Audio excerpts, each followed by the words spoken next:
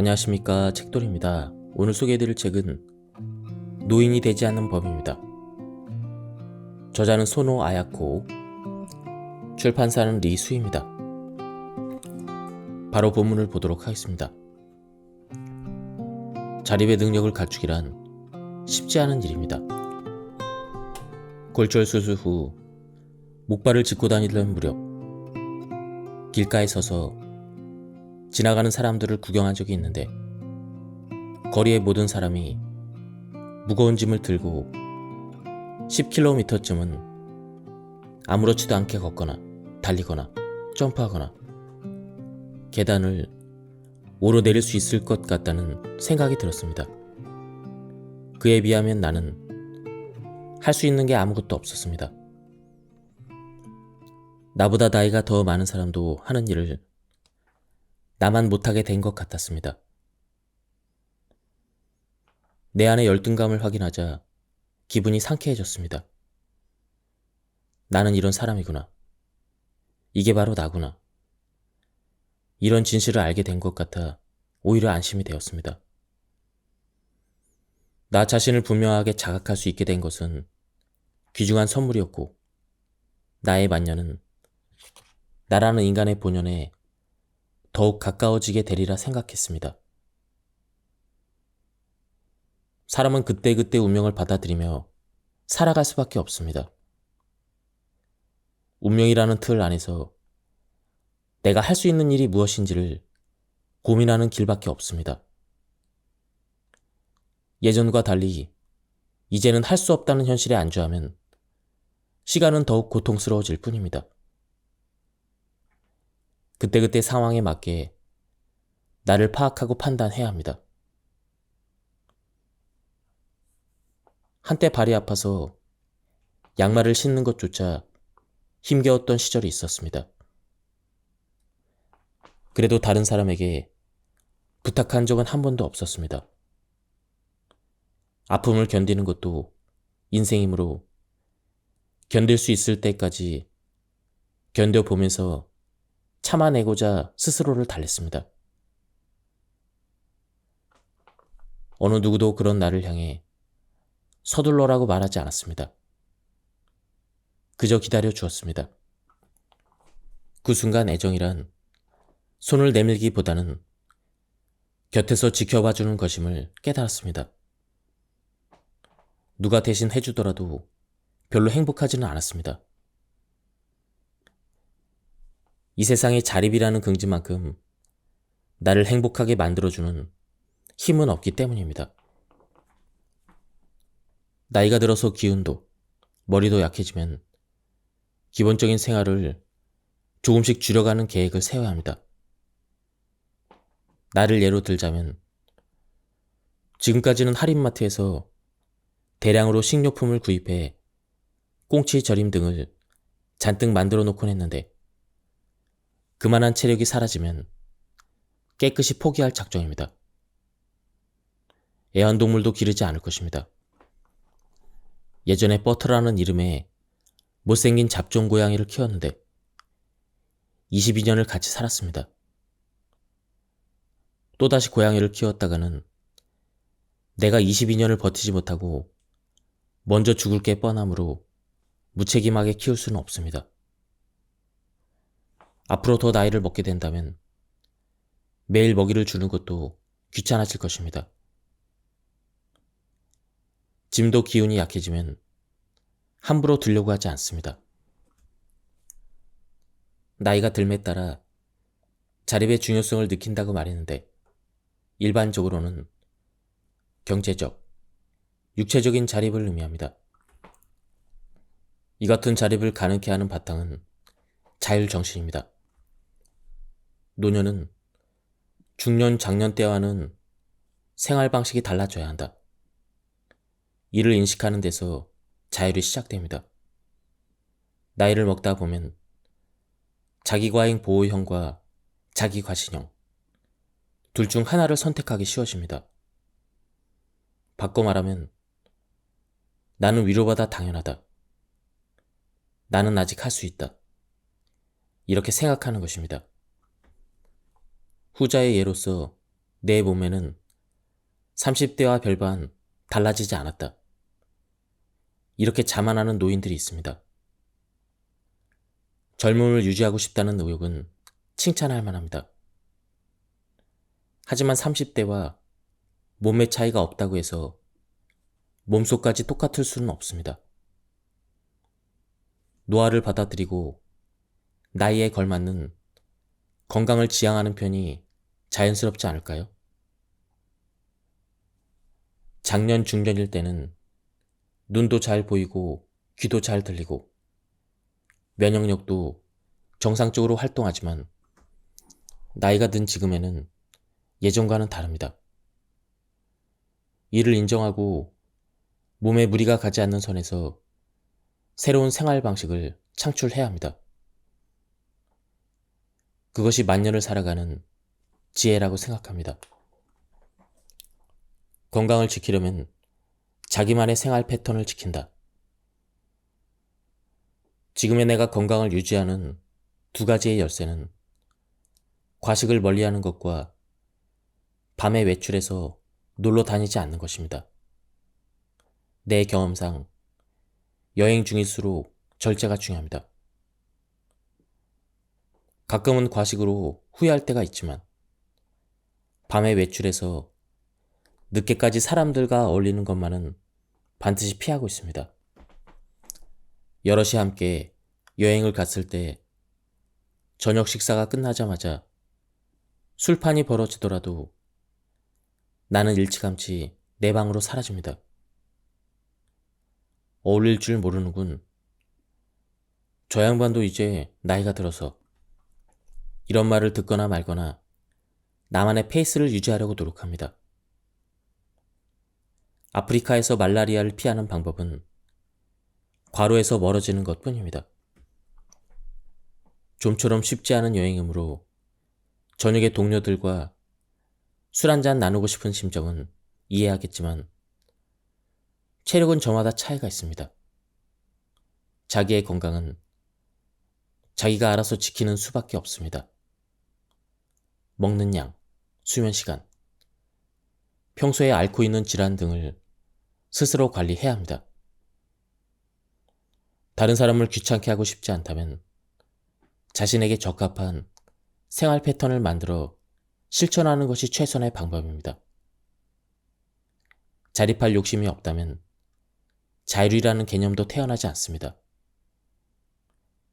그러나 내일은 내가 할 수 있다는 행복을 맛본 사람이라면 아무리 나이가 들어도 그 나이에 어울리는 자신만의 생활 패턴을 찾아내 이를 실천하려고 노력할 것입니다. 그것이 젊음을 유지하는 방법임을 알고 있기 때문입니다. 자립은 경제부터 시작되는 법입니다. 돌이켜보면 머지않은 예전까지만 해도 사람은 죽을 때까지 일하는 게 당연했습니다. 일은 해도 여든 해도 바구니를 짊어지고 돌멩이가 널브러진 언덕길을 올라가 밭을 일궜습니다.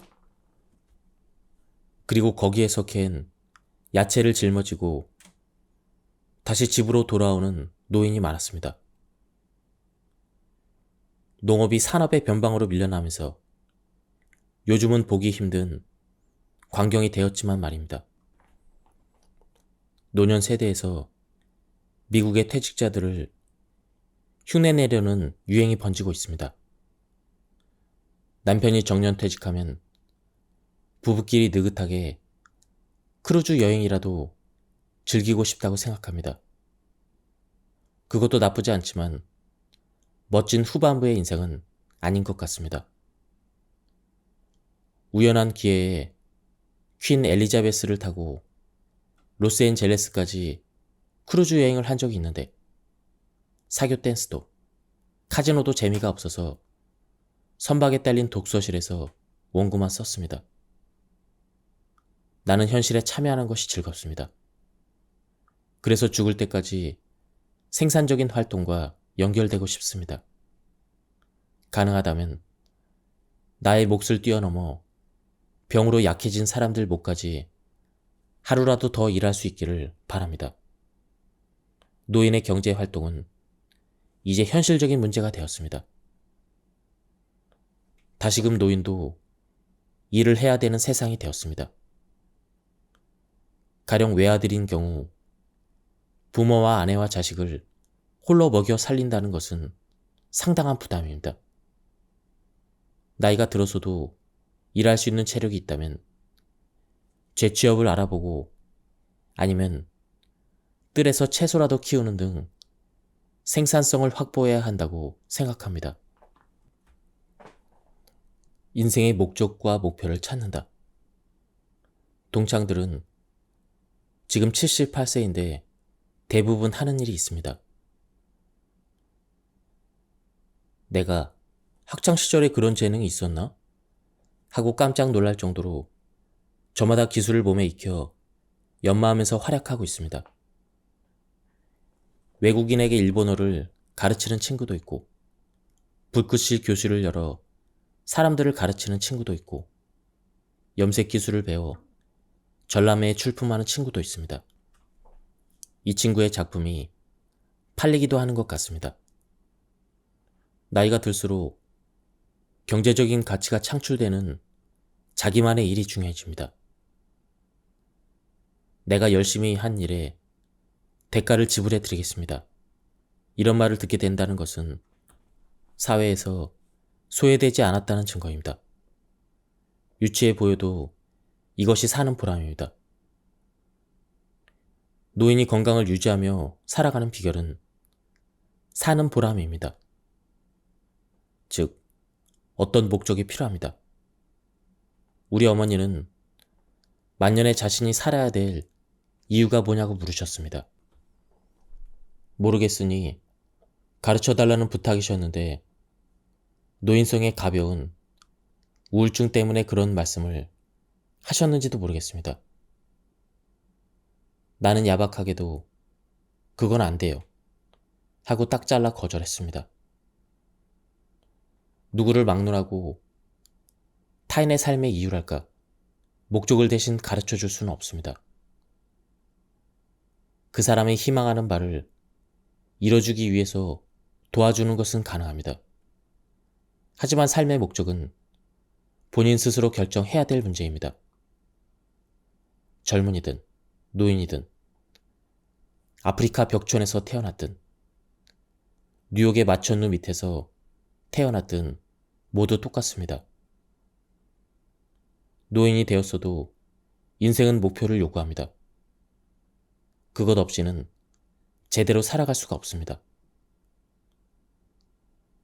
노인홈에서 극진한 시중을 받으며 꽃 구경에, 달 구경에, 전통 무용을 구경하는 나날이 반복되더라도 인생의 목표가 없으면 즐거움은 반감됩니다.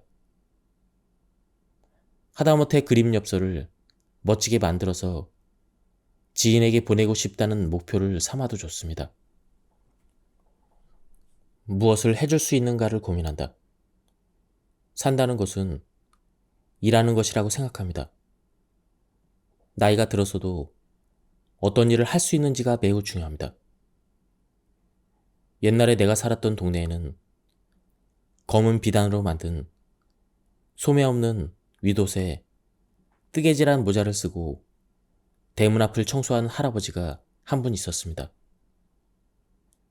그 무렵에 조깅을 하며 지나가다가 자주 뵙곤 했는데 그 집에 사는 노인인 줄 알았습니다.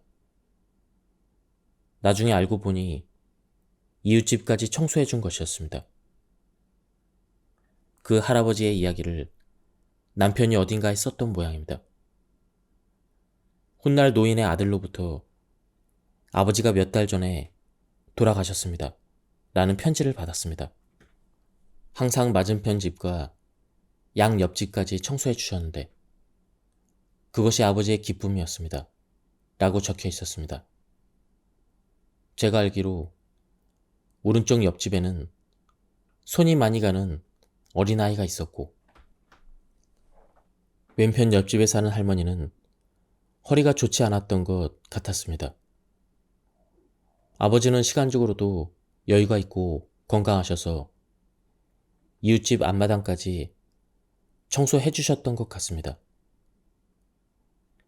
과거에 그 할아버지가 무슨 일을 하셨는지는 잘 모릅니다.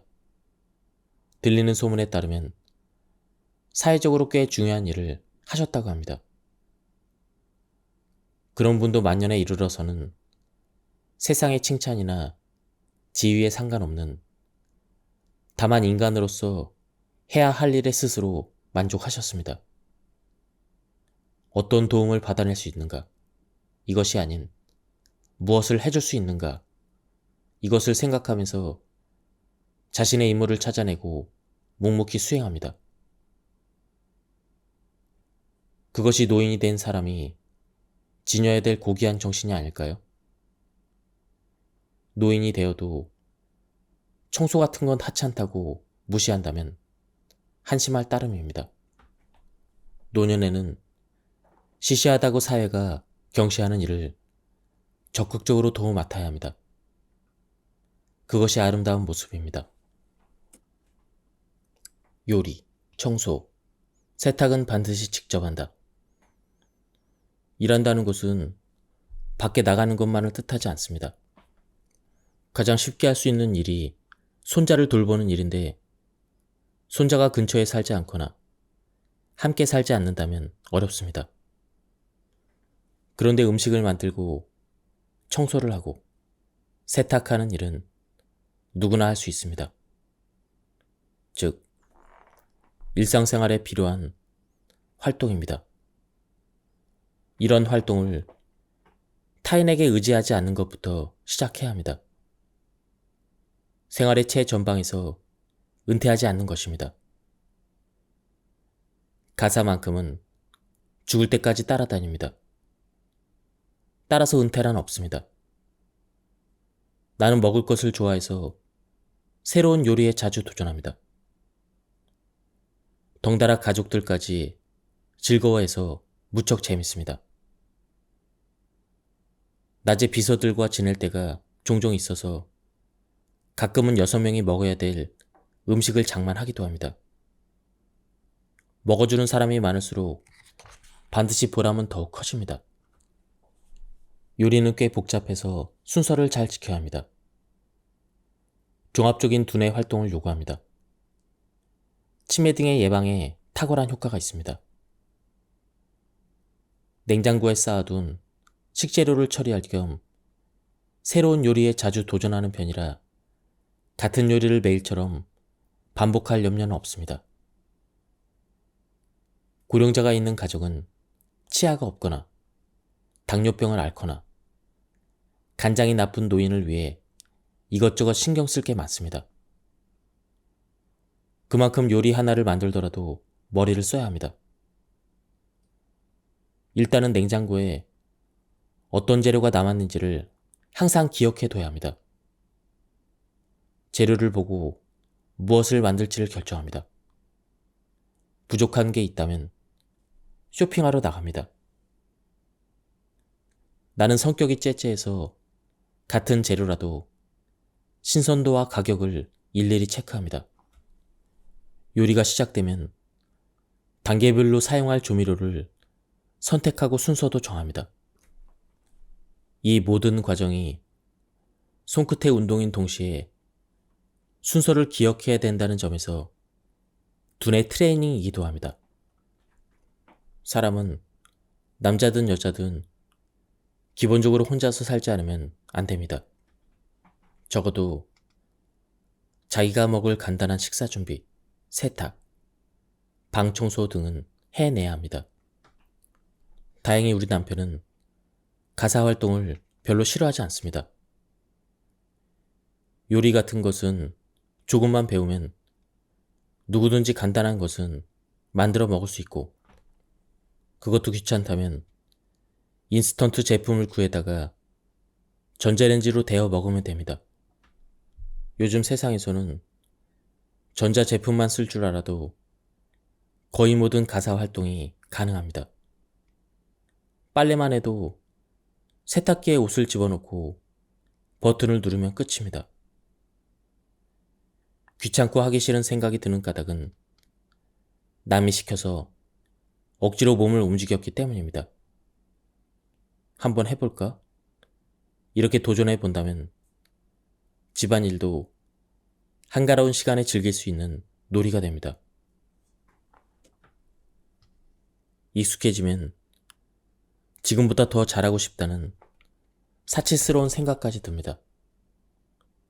가사도 즐겁고 재밌다는 깨달음을 얻게 될지도 모릅니다. 아내도 애정이 있다면 지금 당장 남편을 가르쳐야 합니다. 오랫동안 살아온 부부라도 죽을 때는 각자입니다. 만에 하나 남편 혼자 세상에 남겨졌을 때 기본적인 가사조차 해내지 못한다면 너무 불쌍합니다. 친한 사이에도 예의를 지킨다라는 말은 친구 사이뿐 아니라 배우자와 자식 간에도 필요합니다. 가정은 마음 편히 지내는 보금자리입니다. 그렇다고 가족들에게 상처받을 말을 아무렇지도 않게 하거나 불쾌한 기분이 들도록 행동해도 좋다는 뜻은 아닙니다.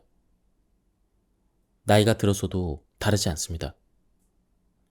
나이가 들면 무슨 짓을 해도 용서받는다고 착각하는 사람들이 있는데 응석이 아닌가 싶습니다.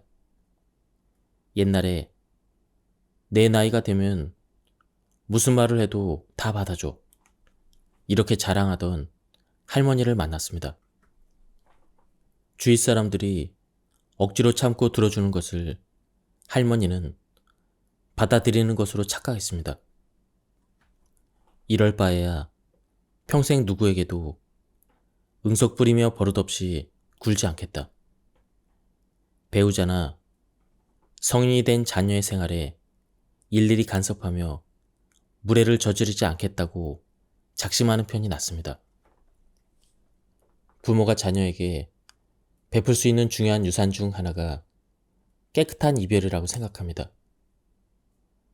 자녀를 가르쳐서 최종적으로 독립이 가능한 상태에 놓였을 때 자녀 앞에서 아무렇지도 않은 듯 조용히 사라지는 것입니다. 자기가 베푼 일에는 항상 감사를 받고 싶고 또 자기 손으로 무언가를 주었다면 상대방에게 꼭 확인시키고 싶은 보통의 인간 관계에서는 매우 어려운 일이지만 부모의 애정이란 사심없는 사랑이기에 가능하지 않을까 싶습니다. 주변 사람에게 진심으로 감사한다. 하루뿐이라면 모든 사람이 어렵지 않게 좋은 사람이 됩니다. 문제는 이를 지속하기가 매우 어렵다는 것입니다. 매일 저녁 얼굴을 마주하다 보면 흠이 보이기도 합니다. 언제나 상냥하게 지낸다는 것은 여간에서는 할 수 없습니다. 그 때문에 멀리 떨어져 사는 딸과 둘째 며느리가 더 착하다고 여기게 되어 함께 사는 큰 며느리에게 싫은 소리를 합니다. 그러나 현실에서 나이 든 부모를 모시고 매일처럼 수고하는 사람은 큰 며느리입니다. 내 생활에서 이웃 사람들은 매우 소중합니다. 여러 가지 일로 자주 신세지는 분들에겐 진심으로 감사하며 살고 있습니다. 미안합니다. 고맙습니다 라는 말을 입버릇처럼 합니다. 진심으로 그렇게 생각하기 때문입니다. 세상에는 큰 며느리에게 부모님을 맡겨놓고는 뭘 잡숫게 하는 거예요. 좀 더 다정하게 해드려요. 이렇게 쓸데없이 참견하는 시누이도 있습니다. 만약 부모님이 매일 보살펴주는 큰 며느리에게 감사의 말을 잊지 않고 그 마음을 표현한다면 시누이의 말도 얄밉게 들리지 않을 것입니다. 누군가에게 용돈을 주고 싶다면 어쩌다 찾아오는 딸이나 조카에게 주느니 함께 사는 며느리나 신세지고 있는 양로원 직원들에게 베푸는 편이 훨씬 아름답다고 생각합니다. 돈이 없어도 괴롭고 불안하다지만 고독은 돈이 있어도 해결되지 않습니다. 고독과 지낸다는 것은 노년의 생활에서 가장 많은 용기를 요구합니다. 내가 아는 여성은 남편의 죽음으로 무엇보다 힘들어진 것은 마음껏 남들을 험담하지 못하게 된 것이라고 고백했습니다. 아무리 친한 친구라도 타인의 비밀이나 자신의 추악함에 대해서 말하기가 꺼려집니다. 하지만 배우자라면 다릅니다. 마음 편히 이야기할 수도 있고 어쩌면 같이 맞장구를 쳐주며 험담을 나누게 될지도 모릅니다. 밖으로 새나갈 걱정이 없으니 안심하고 실컷 떠들 수가 있습니다. 사이좋은 형제 자매도 이와 비슷할 것이라고 생각하는데 이처럼 방파제 역할을 해줄 사람들이 주위에서 조금씩 사라지는 시기가 노년과 만년이며 이것이 노인의 고독이기도 합니다. 누군가가 재미난 이야기를 해줬으면 좋겠다고 바라거나 어디로 데려가 주기를 바라면서 고독을 이겨내려는 사람들이 있습니다. 이것은 근본적인 해결책이 아닙니다.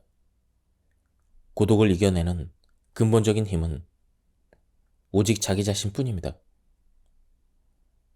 내가 나를 구원하는 길밖에 없습니다. 고독의 본질은 사람의 위로만으로는 치유되지 않습니다. 친구와 가족들 덕분에 외로웠던 마음이 잠시 밝아지기는 해도 고독을 탄생시킨 본질적인 감정은 친구도, 가족도, 배우자도 다가오지 못합니다. 인간은 이별과 질병과 죽음을 혼자 견뎌야 하는 존재입니다. 인간은 무리지어 사는 동물이지만 고독에서는 자유롭지 못합니다.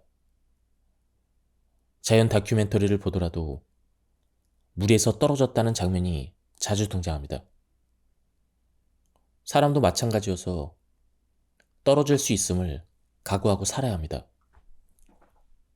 차라리 노년의 삶은 고독한 게 당연하다고 받아들이는 건 어떨까요? 사람은 모두가 외롭다.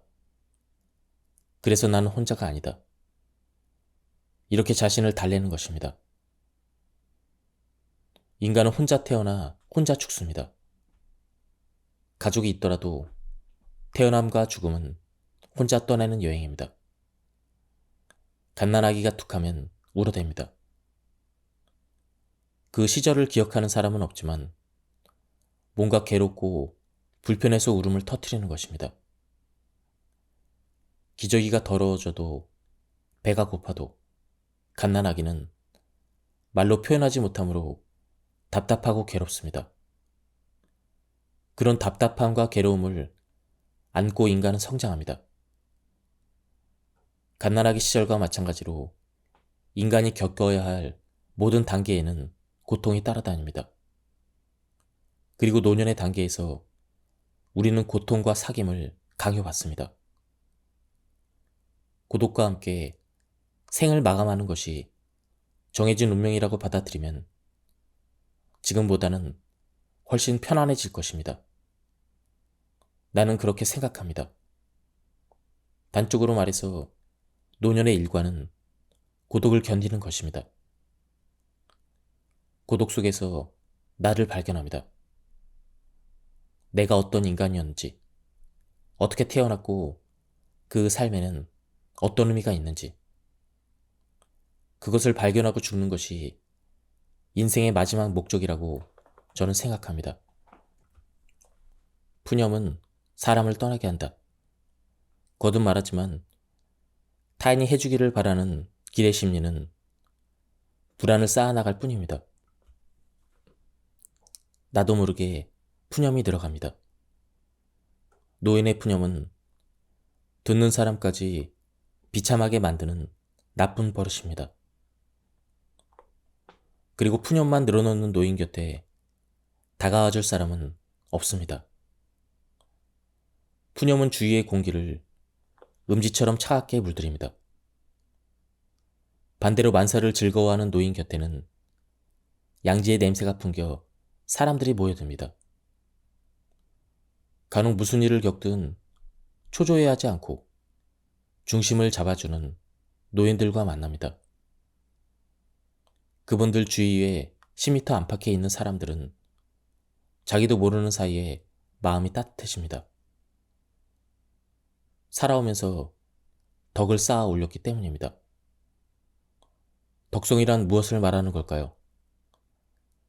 말로써 설명하기 어렵겠지만 한 가지 기준을 세워보자면 모든 일에서 의미를 찾고 그렇게 찾아낸 의미를 인생에 끌어들여 즐기려고 하는 마음가짐일 것입니다.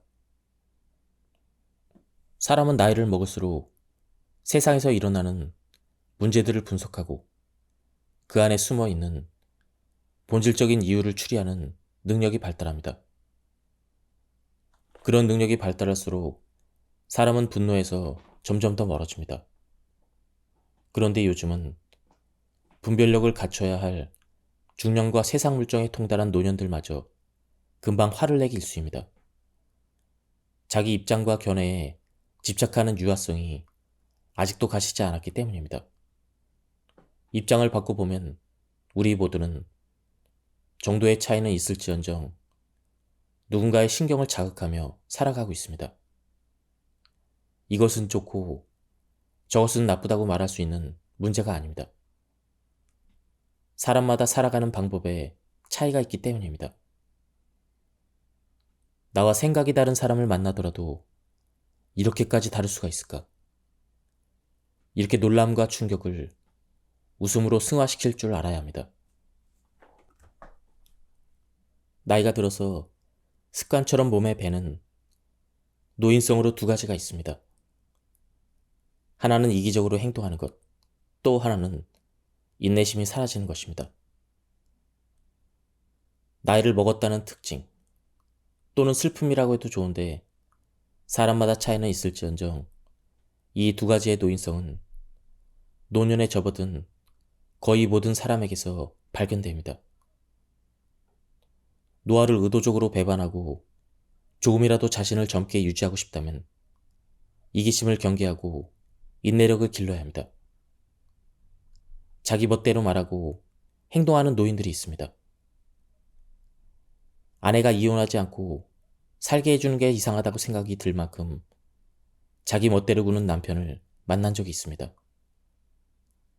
그 남자는 정년퇴직 후에 늘 집에 누워 있으면서 일어나고 싶은 시간에 일어나고 먹고 싶을 때 밥을 먹었습니다.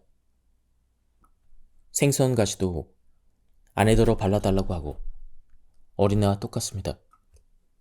게다가 아파도 병원에 입원하지 않겠다고 생떼를 쓰고 아내가 외출하는 것도 싫어합니다.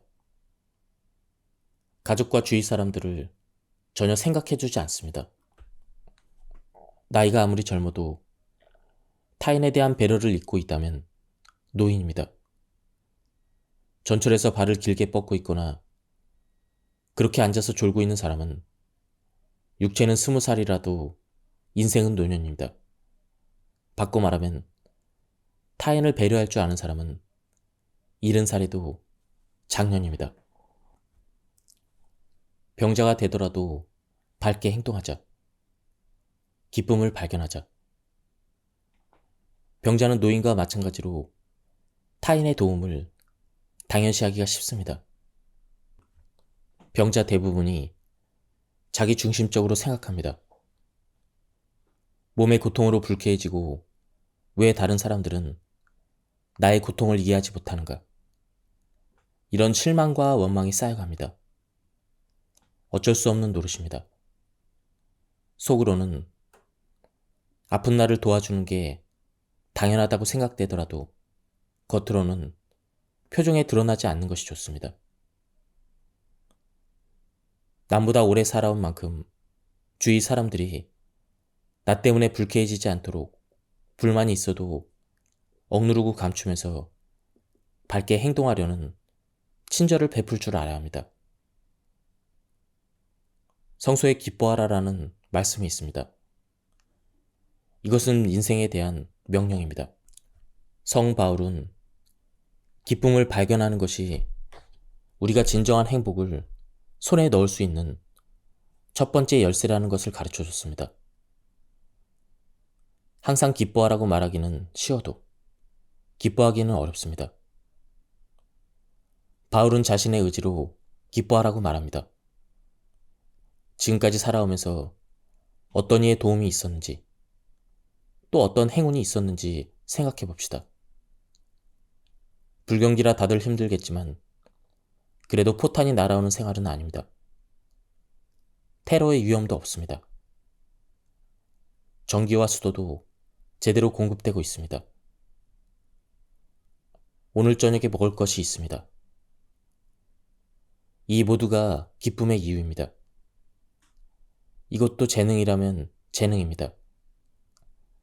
내겐 특별한 재능이 없지만 기쁨을 발견하는 데는 남보다 뛰어나다고 자부합니다.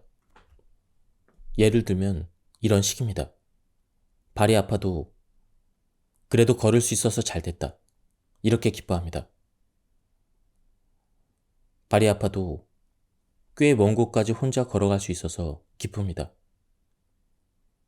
비행기도 전철도 탈 수 있고 고통스러워서 도저히 못 걷겠으면 택시를 부를 수 있어서 기쁩니다.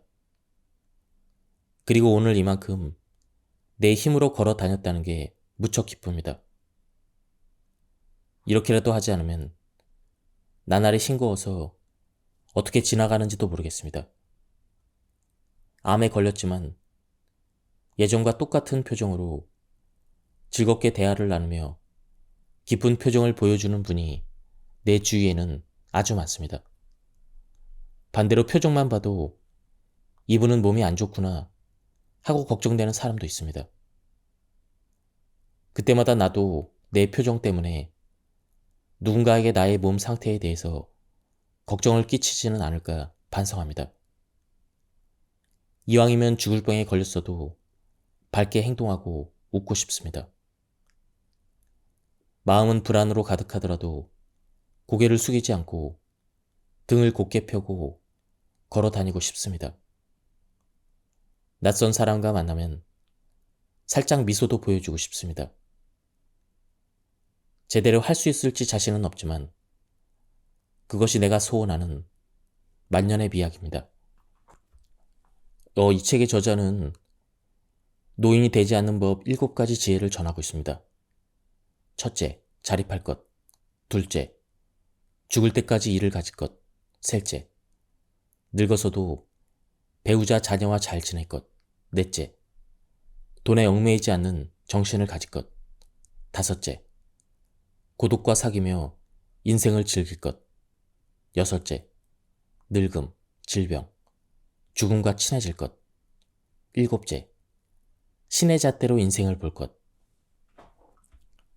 내용 전체를 소개해드리지는 못했지만 제가 감명 깊게 읽은 부분만 발췌해서 소개해드렸습니다.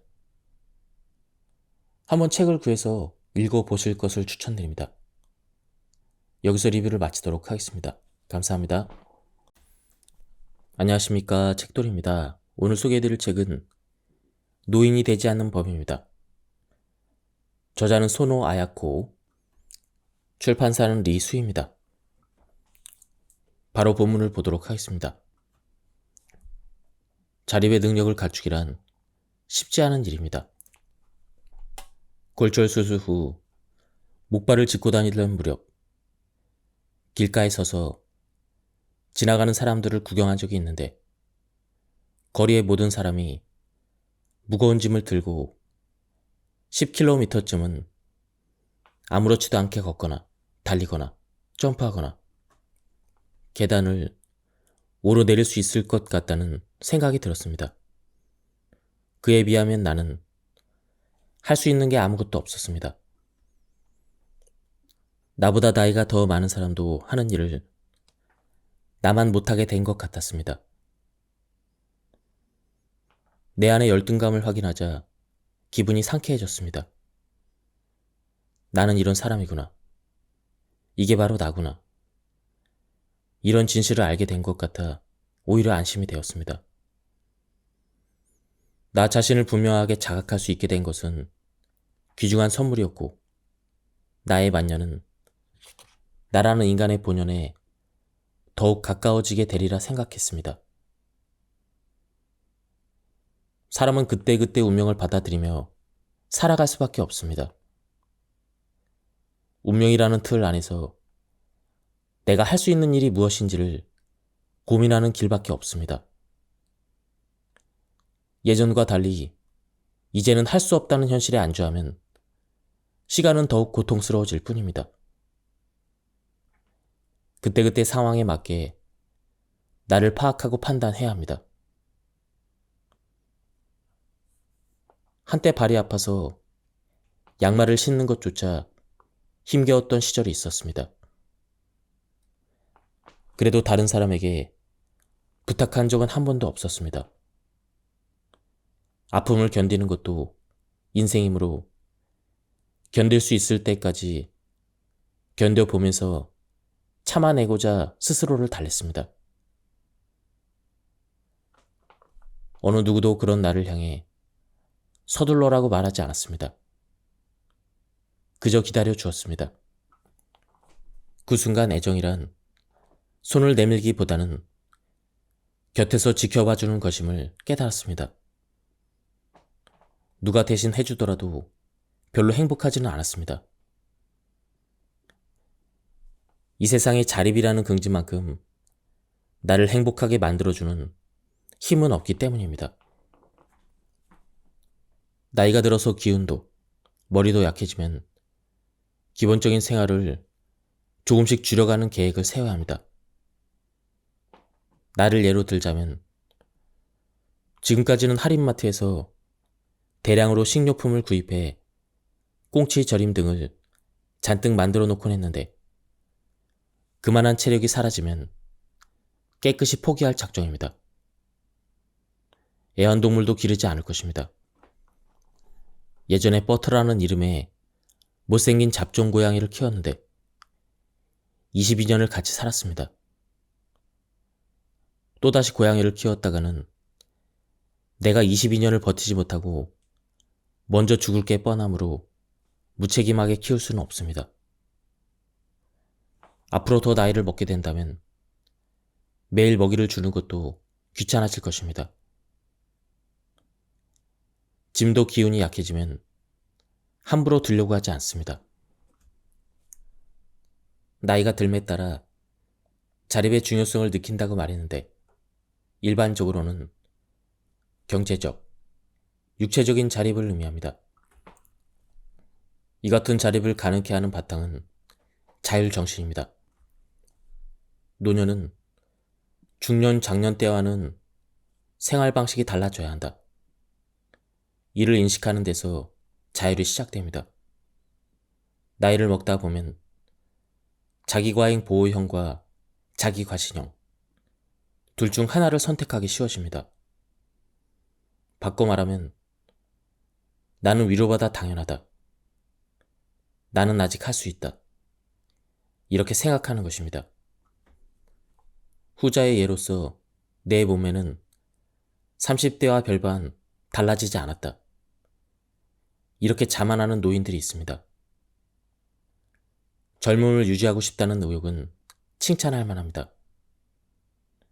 하지만 30대와 몸매 차이가 없다고 해서 몸속까지 똑같을 수는 없습니다. 노화를 받아들이고 나이에 걸맞는 건강을 지향하는 편이 자연스럽지 않을까요? 장년, 중년일 때는 눈도 잘 보이고 귀도 잘 들리고 면역력도 정상적으로 활동하지만 나이가 든 지금에는 예전과는 다릅니다. 이를 인정하고 몸에 무리가 가지 않는 선에서 새로운 생활 방식을 창출해야 합니다. 그것이 만년을 살아가는 지혜라고 생각합니다. 건강을 지키려면 자기만의 생활 패턴을 지킨다. 지금의 내가 건강을 유지하는 두 가지의 열쇠는 과식을 멀리하는 것과 밤에 외출해서 놀러 다니지 않는 것입니다. 내 경험상 여행 중일수록 절제가 중요합니다. 가끔은 과식으로 후회할 때가 있지만 밤에 외출해서 늦게까지 사람들과 어울리는 것만은 반드시 피하고 있습니다. 여럿이 함께 여행을 갔을 때 저녁 식사가 끝나자마자 술판이 벌어지더라도 나는 일찌감치 내 방으로 사라집니다. 어울릴 줄 모르는군. 저 양반도 이제 나이가 들어서 이런 말을 듣거나 말거나 나만의 페이스를 유지하려고 노력합니다. 아프리카에서 말라리아를 피하는 방법은 과로에서 멀어지는 것 뿐입니다. 좀처럼 쉽지 않은 여행이므로 저녁에 동료들과 술 한잔 나누고 싶은 심정은 이해하겠지만 체력은 저마다 차이가 있습니다. 자기의 건강은 자기가 알아서 지키는 수밖에 없습니다. 먹는 양, 수면 시간, 평소에 앓고 있는 질환 등을 스스로 관리해야 합니다. 다른 사람을 귀찮게 하고 싶지 않다면 자신에게 적합한 생활 패턴을 만들어 실천하는 것이 최선의 방법입니다. 자립할 욕심이 없다면 자율이라는 개념도 태어나지 않습니다. 그러나 내일은 내가 할 수 있다는 행복을 맛본 사람이라면 아무리 나이가 들어도 그 나이에 어울리는 자신만의 생활 패턴을 찾아내 이를 실천하려고 노력할 것입니다. 그것이 젊음을 유지하는 방법임을 알고 있기 때문입니다. 자립은 경제부터 시작되는 법입니다. 돌이켜보면 머지않은 예전까지만 해도 사람은 죽을 때까지 일하는 게 당연했습니다. 이른 해도 여든 해도 바구니를 짊어지고 돌멩이가 널브러진 언덕길을 올라가 밭을 일궜습니다. 그리고 거기에서 캔 야채를 짊어지고 다시 집으로 돌아오는 노인이 많았습니다. 농업이 산업의 변방으로 밀려나면서 요즘은 보기 힘든 광경이 되었지만 말입니다. 노년 세대에서 미국의 퇴직자들을 흉내내려는 유행이 번지고 있습니다. 남편이 정년퇴직하면 부부끼리 느긋하게 크루즈 여행이라도 즐기고 싶다고 생각합니다. 그것도 나쁘지 않지만 멋진 후반부의 인생은 아닌 것 같습니다. 우연한 기회에 퀸 엘리자베스를 타고 로스앤젤레스까지 크루즈 여행을 한 적이 있는데 사교 댄스도 카지노도 재미가 없어서 선박에 딸린 독서실에서 원고만 썼습니다. 나는 현실에 참여하는 것이 즐겁습니다. 그래서 죽을 때까지 생산적인 활동과 연결되고 싶습니다. 가능하다면 나의 몫을 뛰어넘어 병으로 약해진 사람들 목까지 하루라도 더 일할 수 있기를 바랍니다.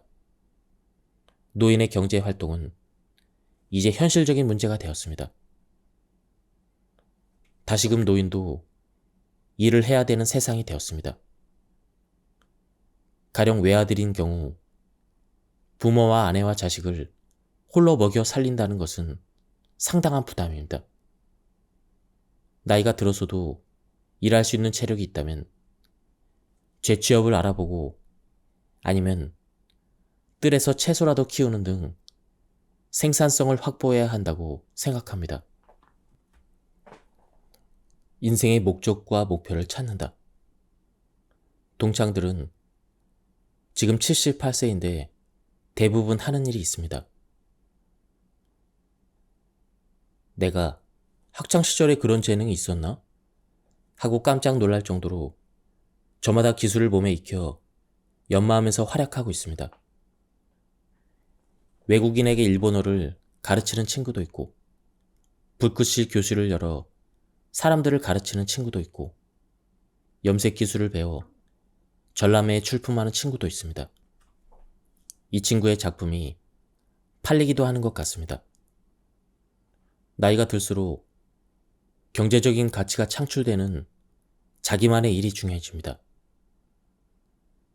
내가 열심히 한 일에 대가를 지불해 드리겠습니다.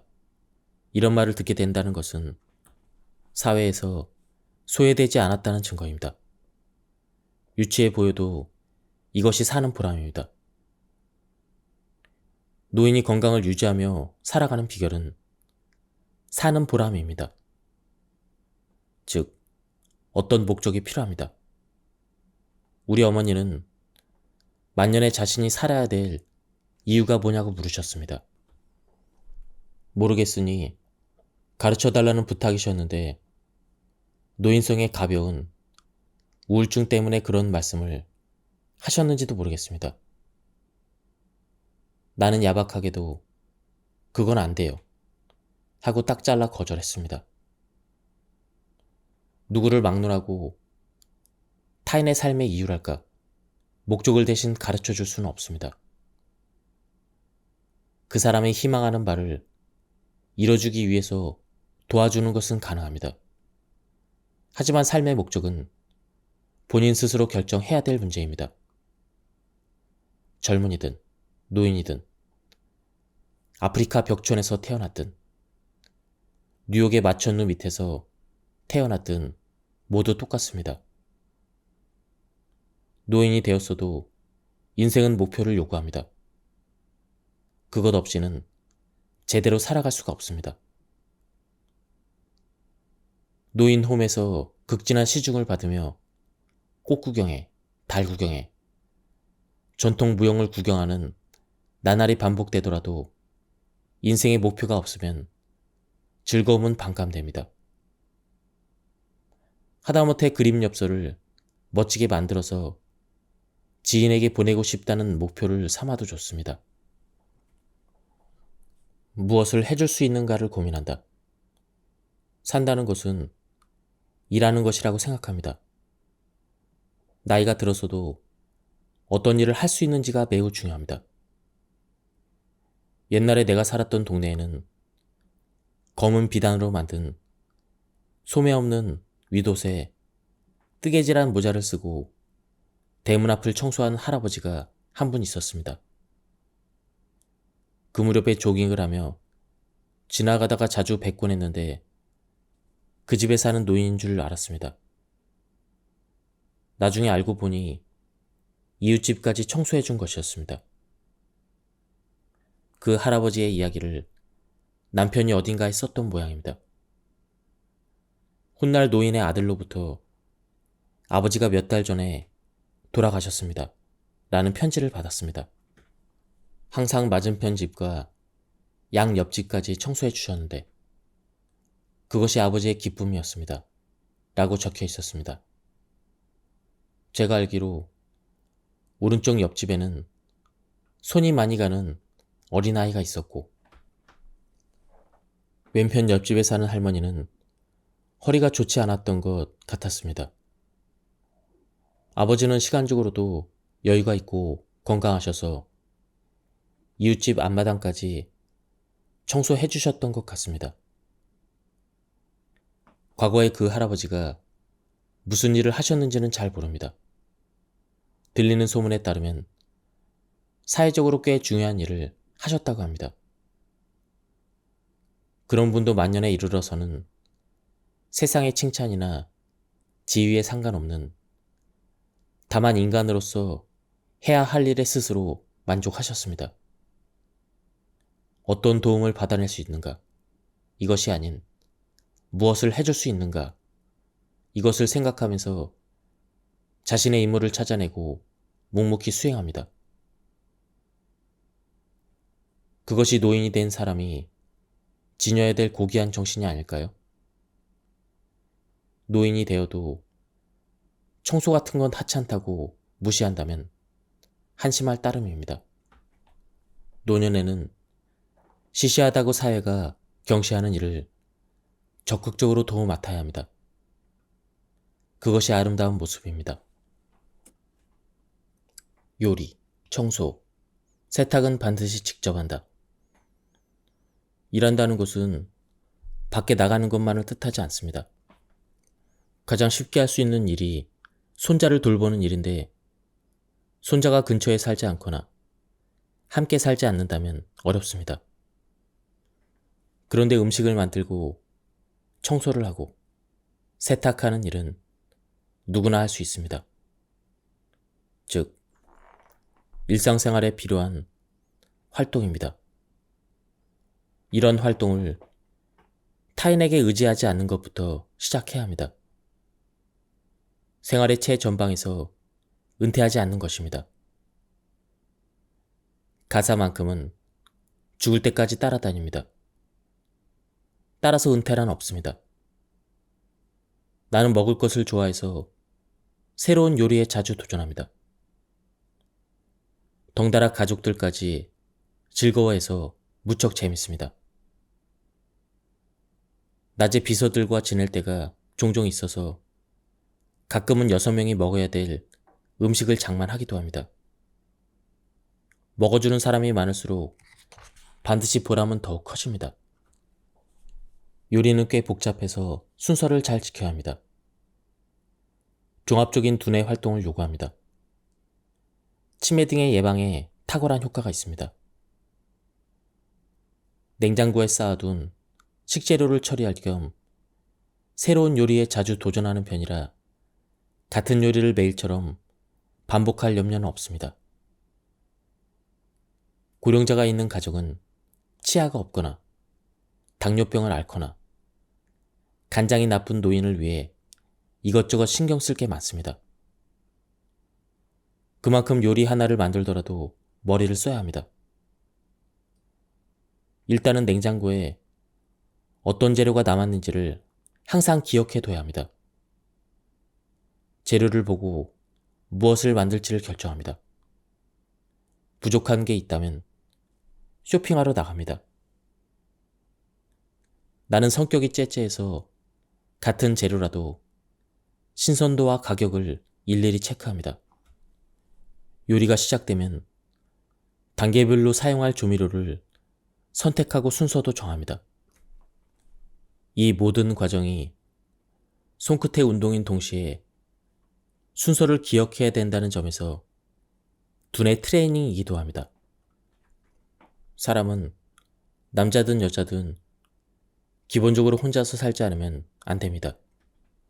적어도 자기가 먹을 간단한 식사 준비, 세탁, 방 청소 등은 해내야 합니다. 다행히 우리 남편은 가사 활동을 별로 싫어하지 않습니다. 요리 같은 것은 조금만 배우면 누구든지 간단한 것은 만들어 먹을 수 있고, 그것도 귀찮다면 인스턴트 제품을 구해다가 전자레인지로 데워 먹으면 됩니다. 요즘 세상에서는 전자제품만 쓸 줄 알아도 거의 모든 가사 활동이 가능합니다. 빨래만 해도 세탁기에 옷을 집어넣고 버튼을 누르면 끝입니다. 귀찮고 하기 싫은 생각이 드는 까닭은 남이 시켜서 억지로 몸을 움직였기 때문입니다. 한번 해볼까? 이렇게 도전해 본다면 집안일도 한가로운 시간에 즐길 수 있는 놀이가 됩니다.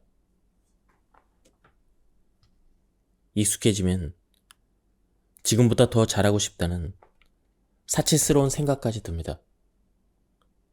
가사도 즐겁고 재밌다는 깨달음을 얻게 될지도 모릅니다. 아내도 애정이 있다면 지금 당장 남편을 가르쳐야 합니다. 오랫동안 살아온 부부라도 죽을 때는 각자입니다. 만에 하나 남편 혼자 세상에 남겨졌을 때 기본적인 가사조차 해내지 못한다면 너무 불쌍합니다. 친한 사이에도 예의를 지킨다라는 말은 친구 사이뿐 아니라 배우자와 자식 간에도 필요합니다. 가정은 마음 편히 지내는 보금자리입니다. 그렇다고 가족들에게 상처받을 말을 아무렇지도 않게 하거나 불쾌한 기분이 들도록 행동해도 좋다는 뜻은 아닙니다. 나이가 들어서도 다르지 않습니다. 나이가 들면 무슨 짓을 해도 용서받는다고 착각하는 사람들이 있는데 응석이 아닌가 싶습니다. 옛날에 내 나이가 되면 무슨 말을 해도 다 받아줘. 이렇게 자랑하던 할머니를 만났습니다. 주위 사람들이 억지로 참고 들어주는 것을 할머니는 받아들이는 것으로 착각했습니다. 이럴 바에야 평생 누구에게도 응석 부리며 버릇없이 굴지 않겠다. 배우자나 성인이 된 자녀의 생활에 일일이 간섭하며 무례를 저지르지 않겠다고 작심하는 편이 낫습니다. 부모가 자녀에게 베풀 수 있는 중요한 유산 중 하나가 깨끗한 이별이라고 생각합니다. 자녀를 가르쳐서 최종적으로 독립이 가능한 상태에 놓였을 때 자녀 앞에서 아무렇지도 않은 듯 조용히 사라지는 것입니다. 자기가 베푼 일에는 항상 감사를 받고 싶고 또 자기 손으로 무언가를 주었다면 상대방에게 꼭 확인시키고 싶은 보통의 인간 관계에서는 매우 어려운 일이지만 부모의 애정이란 사심없는 사랑이기에 가능하지 않을까 싶습니다. 주변 사람에게 진심으로 감사한다. 하루뿐이라면 모든 사람이 어렵지 않게 좋은 사람이 됩니다. 문제는 이를 지속하기가 매우 어렵다는 것입니다. 매일 저녁 얼굴을 마주하다 보면 흠이 보이기도 합니다. 언제나 상냥하게 지낸다는 것은 여간에서는 할 수 없습니다. 그 때문에 멀리 떨어져 사는 딸과 둘째 며느리가 더 착하다고 여기게 되어 함께 사는 큰 며느리에게 싫은 소리를 합니다. 그러나 현실에서 나이든 부모를 모시고 매일처럼 수고하는 사람은 큰 며느리입니다. 내 생활에서 이웃 사람들은 매우 소중합니다. 여러 가지 일로 자주 신세지는 분들에겐 진심으로 감사하며 살고 있습니다. 미안합니다. 고맙습니다 라는 말을 입버릇처럼 합니다. 진심으로 그렇게 생각하기 때문입니다. 세상에는 큰 며느리에게 부모님을 맡겨놓고는 뭘 잡숫게 하는 거예요. 좀 더 다정하게 해드려요. 이렇게 쓸데없이 참견하는 시누이도 있습니다. 만약 부모님이 매일 보살펴주는 큰 며느리에게 감사의 말을 잊지 않고 그 마음을 표현한다면 시누이의 말도 얄밉게 들리지 않을 것입니다. 누군가에게 용돈을 주고 싶다면 어쩌다 찾아오는 딸이나 조카에게 주느니 함께 사는 며느리나 신세지고 있는 양로원 직원들에게 베푸는 편이 훨씬 아름답다고 생각합니다. 돈이 없어도 괴롭고 불안하다지만 고독은 돈이 있어도 해결되지 않습니다. 고독과 지낸다는 것은 노년의 생활에서 가장 많은 용기를 요구합니다. 내가 아는 여성은 남편의 죽음으로 무엇보다 힘들어진 것은 마음껏 남들을 험담하지 못하게 된 것이라고 고백했습니다. 아무리 친한 친구라도 타인의 비밀이나 자신의 추악함에 대해서 말하기가 꺼려집니다. 하지만 배우자라면 다릅니다. 마음 편히 이야기할 수도 있고 어쩌면 같이 맞장구를 쳐주며 험담을 나누게 될지도 모릅니다. 밖으로 새나갈 걱정이 없으니 안심하고 실컷 떠들 수가 있습니다. 사이좋은 형제 자매도 이와 비슷할 것이라고 생각하는데 이처럼 방파제 역할을 해줄 사람들이 주위에서 조금씩 사라지는 시기가 노년과 만년이며 이것이 노인의 고독이기도 합니다. 누군가가 재미난 이야기를 해줬으면 좋겠다고 바라거나 어디로 데려가 주기를 바라면서 고독을 이겨내려는 사람들이 있습니다. 이것은 근본적인 해결책이 아닙니다. 고독을 이겨내는 근본적인 힘은 오직 자기 자신뿐입니다. 내가 나를 구원하는 길밖에 없습니다. 고독의 본질은 사람의 위로만으로는 치유되지 않습니다. 친구와 가족들 덕분에 외로웠던 마음이 잠시 밝아지기는 해도 고독을 탄생시킨 본질적인 감정은 친구도, 가족도, 배우자도 다가오지 못합니다. 인간은 이별과 질병과 죽음을 혼자 견뎌야 하는 존재입니다. 인간은 무리지어 사는 동물이지만 고독에서는 자유롭지 못합니다. 자연 다큐멘터리를 보더라도 물에서 떨어졌다는 장면이 자주 등장합니다. 사람도 마찬가지여서 떨어질 수 있음을 각오하고 살아야 합니다. 차라리 노년의 삶은 고독한 게 당연하다고 받아들이는 건 어떨까요? 사람은 모두가 외롭다. 그래서 나는 혼자가 아니다. 이렇게 자신을 달래는 것입니다. 인간은 혼자 태어나 혼자 죽습니다. 가족이 있더라도 태어남과 죽음은 혼자 떠나는 여행입니다. 갓난아기가 툭하면 울어댑니다. 그 시절을 기억하는 사람은 없지만 뭔가 괴롭고 불편해서 울음을 터뜨리는 것입니다. 기저귀가 더러워져도 배가 고파도 갓난아기는 말로 표현하지 못하므로 답답하고 괴롭습니다. 그런 답답함과 괴로움을 안고 인간은 성장합니다. 갓난아기 시절과 마찬가지로 인간이 겪어야 할 모든 단계에는 고통이 따라다닙니다.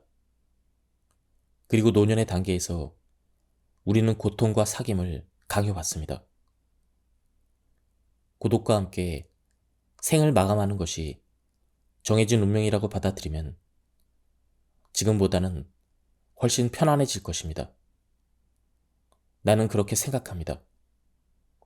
단적으로 말해서 노년의 일과는 고독을 견디는 것입니다. 고독 속에서 나를 발견합니다. 내가 어떤 인간이었는지, 어떻게 태어났고 그 삶에는 어떤 의미가 있는지, 그것을 발견하고 죽는 것이 인생의 마지막 목적이라고 저는 생각합니다. 푸념은 사람을 떠나게 한다. 거듭 말하지만 타인이 해주기를 바라는 기대 심리는 불안을 쌓아나갈 뿐입니다.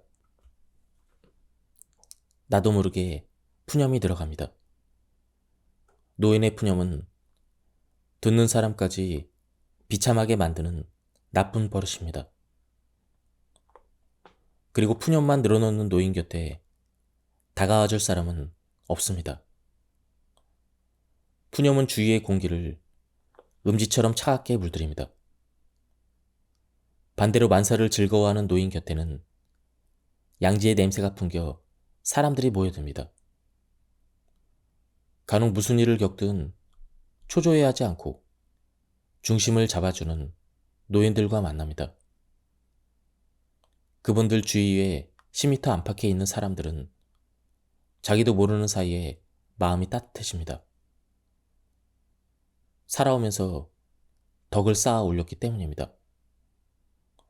덕성이란 무엇을 말하는 걸까요?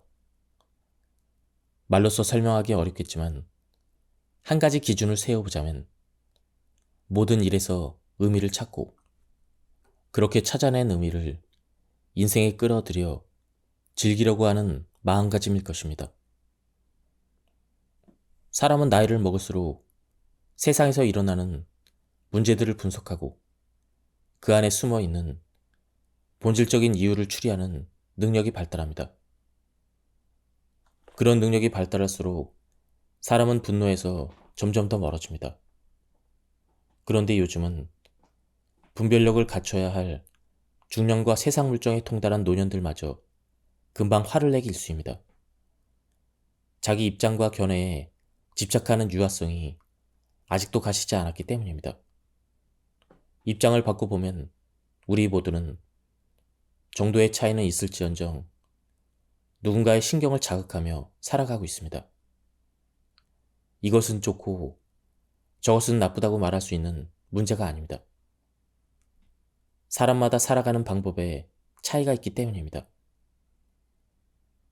나와 생각이 다른 사람을 만나더라도 이렇게까지 다를 수가 있을까? 이렇게 놀람과 충격을 웃음으로 승화시킬 줄 알아야 합니다. 나이가 들어서 습관처럼 몸에 배는 노인성으로 두 가지가 있습니다. 하나는 이기적으로 행동하는 것, 또 하나는 인내심이 사라지는 것입니다. 나이를 먹었다는 특징, 또는 슬픔이라고 해도 좋은데 사람마다 차이는 있을지언정 이 두 가지의 노인성은 노년에 접어든 거의 모든 사람에게서 발견됩니다. 노화를 의도적으로 배반하고 조금이라도 자신을 젊게 유지하고 싶다면 이기심을 경계하고 인내력을 길러야 합니다. 자기 멋대로 말하고 행동하는 노인들이 있습니다. 아내가 이혼하지 않고 살게 해주는 게 이상하다고 생각이 들 만큼 자기 멋대로 구는 남편을 만난 적이 있습니다. 그 남자는 정년퇴직 후에 늘 집에 누워 있으면서 일어나고 싶은 시간에 일어나고 먹고 싶을 때 밥을 먹었습니다. 생선 가시도 아내더러 발라달라고 하고 어린애와 똑같습니다. 게다가 아파도 병원에 입원하지 않겠다고 생떼를 쓰고 아내가 외출하는 것도 싫어합니다. 가족과 주위 사람들을 전혀 생각해주지 않습니다. 나이가 아무리 젊어도 타인에 대한 배려를 잊고 있다면 노인입니다. 전철에서 발을 길게 뻗고 있거나 그렇게 앉아서 졸고 있는 사람은 육체는 20살이라도 인생은 노년입니다. 바꿔 말하면 타인을 배려할 줄 아는 사람은 70살에도 장년입니다. 병자가 되더라도 밝게 행동하자. 기쁨을 발견하자. 병자는 노인과 마찬가지로 타인의 도움을 당연시하기가 쉽습니다. 병자 대부분이 자기 중심적으로 생각합니다. 몸의 고통으로 불쾌해지고 왜 다른 사람들은 나의 고통을 이해하지 못하는가? 이런 실망과 원망이 쌓여갑니다. 어쩔 수 없는 노릇입니다. 속으로는 아픈 나를 도와주는 게 당연하다고 생각되더라도 겉으로는 표정에 드러나지 않는 것이 좋습니다. 남보다 오래 살아온 만큼 주위 사람들이 나 때문에 불쾌해지지 않도록 불만이 있어도 억누르고 감추면서 밝게 행동하려는 친절을 베풀 줄 알아야 합니다. 성소에 기뻐하라라는 말씀이 있습니다. 이것은 인생에 대한 명령입니다. 성 바울은 기쁨을 발견하는 것이 우리가 진정한 행복을 손에 넣을 수 있는 첫 번째 열쇠라는 것을 가르쳐 줬습니다. 항상 기뻐하라고 말하기는 쉬워도 기뻐하기는 어렵습니다. 바울은 자신의 의지로 기뻐하라고 말합니다. 지금까지 살아오면서 어떤 이의 도움이 있었는지, 또 어떤 행운이 있었는지 생각해 봅시다. 불경기라 다들 힘들겠지만 그래도 포탄이 날아오는 생활은 아닙니다. 테러의 위험도 없습니다. 전기와 수도도 제대로 공급되고 있습니다. 오늘 저녁에 먹을 것이 있습니다. 이 모두가 기쁨의 이유입니다. 이것도 재능이라면 재능입니다. 내겐 특별한 재능이 없지만 기쁨을 발견하는 데는 남보다 뛰어나다고 자부합니다. 예를 들면 이런 식입니다. 발이 아파도 그래도 걸을 수 있어서 잘 됐다.